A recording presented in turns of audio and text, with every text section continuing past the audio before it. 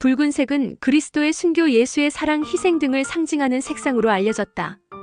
이에 대한 사연을 소개해드린다. 마귀가 들린 색, 서양 동화 불타는 두꺼비 중에서 생명을 구하는 붉은색은 그리스도교에서는 부정적으로 언급하고 있다. 일반적으로 붉은색은 열정, 사랑 등 긍정적 측면과 흥분, 분노, 창피 등 열등적인 것을 모두 함유하는 색상이다. 붉은 장미가 프로포즈 수단으로 각광받듯이 일상생활에서 빨강은 사랑을 나타내는 색으로 가장 많이 등장하고 있다. 욜란데 야코비는 미술치료서 영혼의 그림들에 관하여에서 붉은색은 활력과 생명, 정열을 뜻하지만 반대로 악덕과 악마의 색이라고 규정하고 있다. 수렵 문화권에서 빨강은 동물의 사육을 통해 인간이 생명을 유지하게 되지만 제물로 바쳐지는 종교적인 희생을 떠올려주고 있다. 로마서 3장 25절, 에베소서 1장 7절에서는 그리스도의 피로 인해 깨끗해진다는 언급이 있다. 이것은 희생된 피를 통해 생명의 부활이 있게 되며 이것은 희생을 통한 생명의 승화를 묘사한 것이라는 풀이가 제기되고 있다. 멜 깁슨 감독의 패션 오브 크라이스트 2004 나자렛 예수의 마지막 12시간의 행적을 묘사한 작품이다. 사탄의 유혹을 물리친 그리스도는 유다에게 배신당해 체포되어 예루살렘으로 끌려온다. 예수를 넘겨받은 로마 병사들은 그를 채찍질한다. 빌라도는 만신창이가 된 예수를 군중에게 보이며 이 정도면 충분하지 않은가? 라고 묻지만 피에 굶주린 군중들은 만족하지 못한다. 이 장면에서는 채찍에 맞아 붉은 피가 철철 흐르는 예수의 고난 흔적을 사실적으로 묘사해 로마서의 언급을 새삼 반추시켜주고 있다. 구약성서에서는 빨강은 신에 대한 거역을 분노해서 행해지는 재판, 신과 같은 법정을 나타나는 색으로 기술하고 있다. 빨강은 공격, 파괴적인 폭력, 맹목적인 정열로 받아들여 기피하고 금기시한다. 여성의 머리칼이 붉다는 이유로 마녀로 지탄했고 마녀를 화형시킨 것은 불이 갖고 있는 파괴력과 정화력을 믿는 신앙심이 바탕이 된 행동이라고 한다. 오즈의 마법 4939는 회오리 바람에 휩쓸려 오즈의 나라로 가게 된 도로시가 집으로 되돌아가기 위해 오즈의 마법사를 찾아가는 여정을 담고 있다. 도로시 일행이 귀향하는 것을 방해하기 위해 서쪽 나라 마녀가 이들을 추격한다. 극중 마녀의 머리 스타일은 붉은색으로 치장돼 서구인들이 갖고 있는 마녀는 붉은 머리칼로 인식된다는 등식을 떠올려 주었다. 요한계시록 17장 4절 중 자주색과 진홍색 옷을 입고 금과 보석과 진주로 단장한 채 그녀는 자신의 간음으로 인한 역겨움과 더러움이 가득한 금잔을 손에 들고 있었다는 구절은 붉은 빛을 육감적이고 성적인 막이 들린 색상으로 대했던 근거 구절로 언급되고 있다. 부정적이었던 붉은색은 그리스도의 순교 이후 희생, 완결 등 긍정적인 대상으로 존중받으면서 그리스도의 피를 상징하는 붉은 포도주를 성찬의식 음료로 사용하기 시작했다고 한다. 화가 마티아스 그루네발드는 빨강은 피, 순환, 불그리스도의 사랑에 대한 의미이며 중세 종교인들은 붉은색이 등장하는 곳이면 석류 열매의 주홍이든 루비의 진홍색 혹은 크로커스의 꽃의 자주색이든 그것은 모두 예수의 사랑, 순환과 순교의 의미로 받아들여졌다는 의견을 제시한다.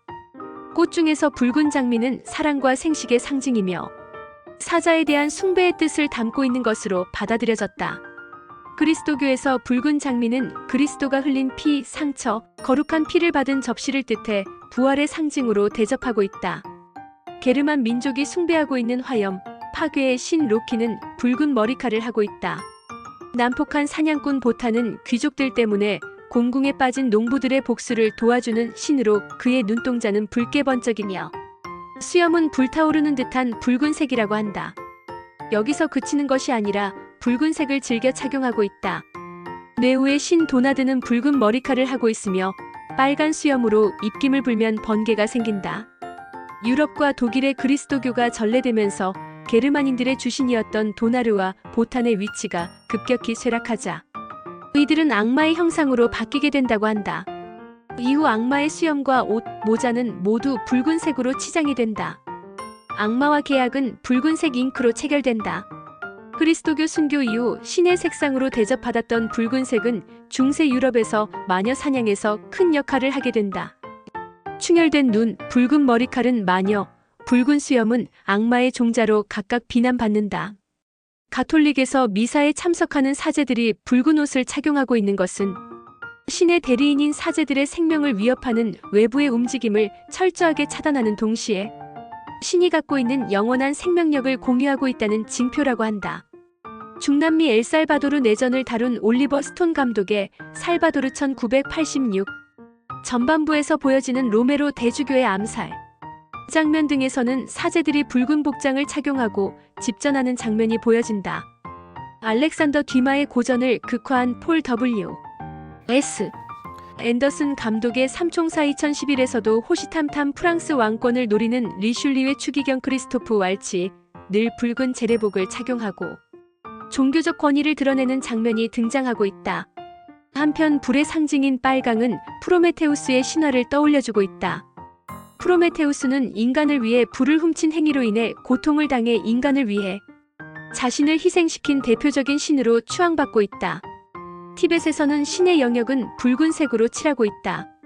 붉은색과 흰색이 복합되어 칠해져 있는 포탈라 궁은 정치인색과 종교 붉은색과 결합한 정교합일의 장소로 여겨지고 있다. 오스트리아 산악인 하인리히 하러가 2차 대전을 피해 티벳으로 건너간 뒤 그곳에서 달라이 라마와 7년 동안의 우애를 나눈다는 것이 장자크 아노 감독의 티벳에서의 7년 1997 달라이 라마와 티벳 승려들이 붉은 장삼을 입고 부분 흰색으로 치장된 포탈라 궁에서 종교 제례와 정치 집전을 하는 장면을 보여주어 눈길을 끌었다. 중국인들은 아시아권에서 붉은색을 가장 선호하는 민족으로 유명하다.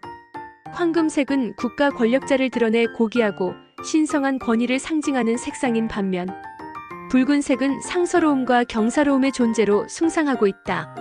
일상적 용어에서 순결하고 선량한 효자는 적자, 여성의 화려한 화장을, 홍장 여성의 아름다운 얼굴은 홍안으로 지칭하고 있다. 역사적으로 거슬러 올라가면 구석기 시대 북경원인들은 인간끼리 싸우고 피를 흘리는 것을 통해 붉은색은 생명과 연계된다는 인식을 갖게 되었다고 한다. 불을 사용하면서 종교관이 생겨났고 원시인들은 붉은색이 애군을 막고 위험에서 벗어나 안전하게 한다는 의미를 부여한다. 중국 근대사에서 혁명 전사들이 붉은색을 정치적 도구로 활용하면서 이 색상은 거대 중국을 상징하고 통합하는 대상으로 여기게 됐다고 한다. 허난성 덩펑시 숭산에 위치한 사찰 소림사는 중국 무협영화의 아이디어 뱅크로 각광받는 장소.